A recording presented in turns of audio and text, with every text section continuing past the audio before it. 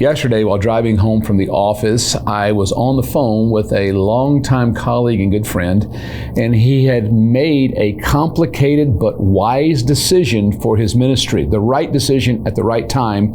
He had all the pieces in place, but he was unsure how it should be communicated. And as leaders, we can make a good decision, but if we have bad communication or confusing communication, then that's really sometimes equal to an unwise decision. So my friend was talking about how all the pieces were in place and he just couldn't get a grip on exactly how to communicate it in the best way. And then he referred to a conversation that included me and several other colleagues from a week ago. And that conversation helped him put all of the pieces in the right place. His comment at the end of this story, he said, the Lord spoke to him that he was not going to be able to make the right decision by himself. He said it was as if the Lord was showing him that even if he has everything in place, he still needs his colleagues and friends. And I think the message for leaders, if we want to think like leaders, we don't think alone. We think with the people God puts in our lives. I want to look at a text today that I actually read this morning, and it made me think about my conversation with my friend yesterday. And this text is about the importance of not just friends and colleagues, but for leaders, the importance of old leaders. I mean, really old leaders in our lives. So let's look at it in 1 Samuel chapter 3. Now the boy Samuel was ministering to the Lord in the presence of Eli. And the word of the Lord was rare in those days. There was no frequent vision. At that time, Eli, whose eyesight had begun to grow dim so that he could not see, was lying down in his own place. The lamp of God had not yet gone out. Samuel was lying down in the temple of the Lord where the ark of God was. Then the Lord called Samuel, and he said, "Here I am," and ran to Eli and said, "Here I am, for you called me." But he said, "I did not call. Lie down again." So he went and lay down. And the Lord called Samuel again, "Samuel." And Samuel arose and went to Eli and said, "Here I am, for you called me." But he said, "I did not call you, my son. Lie down again." Now Samuel did not know the Lord. The word of the Lord had not yet been revealed to him. And the Lord called Samuel again the third time. And he arose and went to Eli and said, "Here I am, for you called me." Then Eli perceived that the Lord was calling the boy. Therefore Eli said to Samuel, "Go lie down. If he calls you, you shall say, 'Speak, Lord, for your servant hears.'" So Samuel went and lay down in his place. And the Lord came and stood, calling as at other times, "Samuel, Samuel." And Samuel said, "Speak, for your servant hears." There are several leadership lessons in this text for those spiritual leaders who want to think like spiritual leaders. The first one, of course, is this idea of the word of the Lord. It says the word of the Lord was rare. There was infrequent vision. And there are seasons when it seems like the word of the Lord is rare, but it doesn't mean God's not speaking, and it doesn't mean God will not speak. And so especially when the word of the Lord seems to be rare, we need to have our ears really attuned. This story points to the importance of older leaders in the life of any spiritual leader. I am grateful for the older leaders in my life, and I've been on a pursuit of older voices, more mature voices, more experienced voices into my life, my whole ministry. When I went in my 20s as a new church planter in the Philippines, clueless, I was always trying to find those who had more experience, more maturity, a deeper walk, longer walk with God than I, to learn from, to be mentored. And I'm grateful for those who have taken the time and invested in my life. And no matter where you are in leadership, older, more mature, wiser leaders are always needed. And so we have this contrast here, not only contrast, but this relationship with Eli and Samuel. The previous chapter, and there are multiple verses talking about how as a child, Samuel was dedicated in the temple and then put under the mentorship and oversight and tutelage of the priest Eli. And it's a sad story on one hand, and it's really encouraging on the other. On the one hand, Eli was a great mentor, even until this part where Eli is really old and Samuel's mature, but he was a great spiritual mentor for Samuel, teaching him the things of God, teaching him the knowledge of God, teaching him how the temple worked, and teaching him about worship and prayer, and in this story, how to hear and discern the voice of God. But on the other hand, the tragic part is Eli was a terrible father. His sons did not walk with the Lord and in the ways of the Lord, and did not have the fear of God, and did not have understand the sacredness of the call. And so Eli had failed as a father, but succeeded as a mentor. Hey, listen, don't be that guy. Don't be. If you're a spiritual leader, Eli is not the model for how we want to do family. Maybe there's a lot of great things we can learn from Eli about mentoring young spiritual leaders, but it doesn't have to be at the expense of our own sons and daughters. We can do both. We should do both. We're called to do both. That's a side issue. But if we want to think like a leader in terms of mentoring next generation leaders, here's the lesson. When Samuel hears the voice, we see in verse 2, Eli, it says, is lying down in his own place.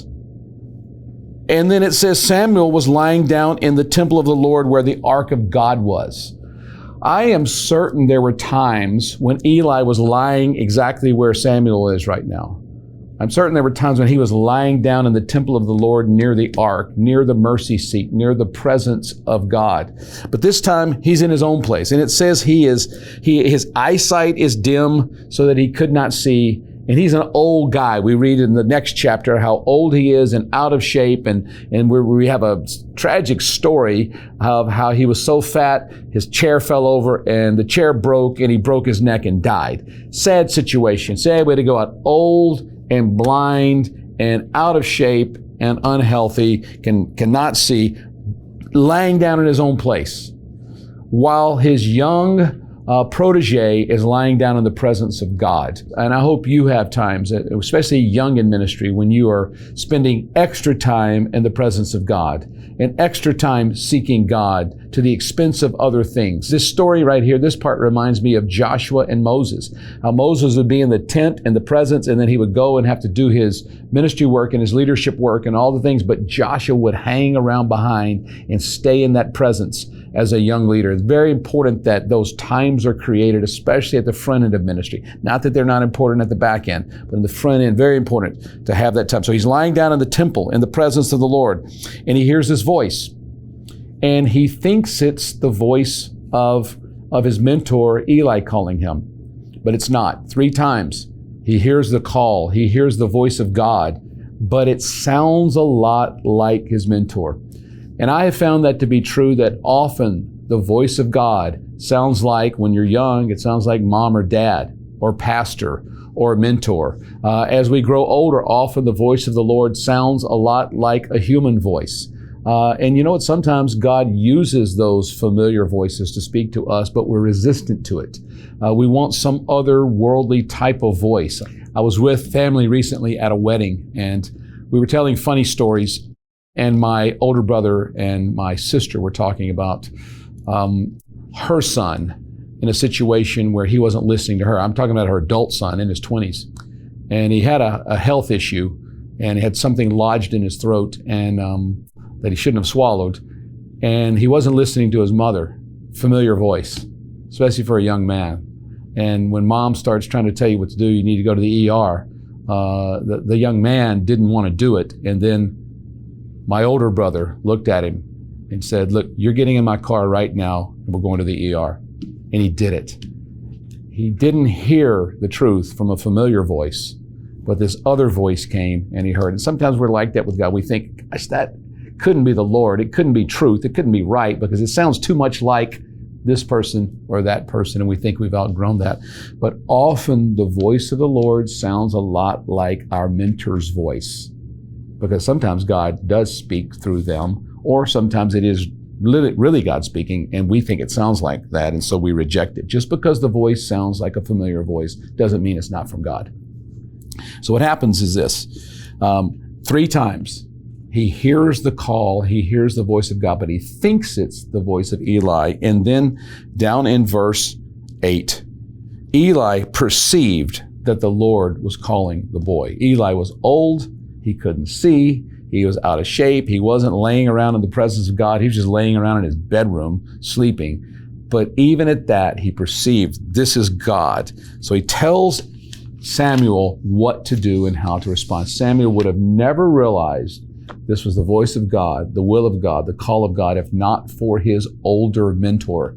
And I am certain there are times if we don't hang on to the spiritual fathers and spiritual grandfathers and spiritual great-grandfathers and these old guys who don't have a lot of energy, and maybe they're sleeping half the time, and maybe they're laying around, maybe they're old and can barely see, but there's a discernment. And we need it. Just like my friend told me, he said, I think there are things God's not going to let me arrange properly. He's not going to let me pull these off without the voices of the other people who are supposed to be in my life. I find that true in my life. There's so many things that I can't figure out or I can't discern properly until I get with other people, more mature, wiser, more experienced than I. And then suddenly it makes sense. And then I'm thinking, why couldn't I figure that out? Well, because none of us are supposed to walk with God alone. If we want to think like a leader, we need to think generationally, and we need to think we need the voices of others. Sometimes the voice of God sounds just like those other people, but we don't need to reject it just because it's familiar. And there are times we do need that voice to help us figure out what seems obvious and later on seems really obvious. So this Scripture ends with this. Now, this is launching Samuel into a new phase of ministry when Eli, his mentor, helped him discern the voice of God. But then in verse 19, Samuel grew, and the Lord was with him, and let none of his words fall to the ground. See, sometimes we jump right to that, but there's a process of getting there, to having that kind of voice, that kind of preaching ministry, that kind of prophetic ministry. It's shaped by other voices, not just the voice of God, but by other human voices. If we want to get to that point, we have to live the rest of it. Think like a leader. Here it is. You think not independently, but think along with other leaders.